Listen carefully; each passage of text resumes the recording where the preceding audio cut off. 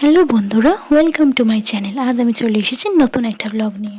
আজ আমি আপনাদের ঘুরে দেখাবো কাশ্মীরের আলু ভ্যালি, বেতাব ভ্যালি আর চন্দনওয়ারি। আমি বলে দিই, এখানে যাওয়ার জন্য আপনাকে ট্যাক্সি স্ট্যান্ড থেকে একটা ভাড়া গাড়ি করতে হবে। ওখানে রেট চার্ট দেওয়া আছে, সেই রেট চার্ট থেকে আপনাকে গাড়ি ভাড়া করতে হবে। মোটামুটি ওরা একটা জায়গায় 1 ঘন্টা করে সময় দেবে, 3টে জায়গায় 3 ঘন্টা, এই অনুযায়ী গাড়ির রেট নেয় ওরা।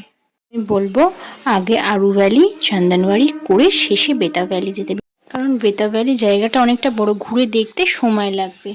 এখানটা যেটা দেখছেন এটা হলো আরু ভ্যালি। এই জায়গাটা খুব সুন্দর, সিনিক বিউটিটা খুব ভালো। অক্টোবর মাসে বরফটা হয়তো এখানে থাকে না, কিন্তু জায়গাটা খুব সুন্দর। বরফ না থাকলেও ঠান্ডাটা ভালোই ছিল। এই জায়গাটা চন্দনওয়ারি থেকে দেখা যায়। এখান থেকে অমরনাথের যাত্রা শুরু হয়। উপরে যে জায়গাটা গাছের ওখানে দেখা যাচ্ছে ওটা অমরনাথ মন্দির। এখন যে জায়গাটা দেখছেন এটা হলো বেতাব ভ্যালি। এখানে এন্ট্রি টিকিট 100 টাকা করে। জায়গাটা খুব সুন্দর। এইখানে বেতাব ফিল্মের শুটিং হয়েছিল, তাই জায়গাটার নাম দেওয়া হয়েছে বেতাব ভ্যালি।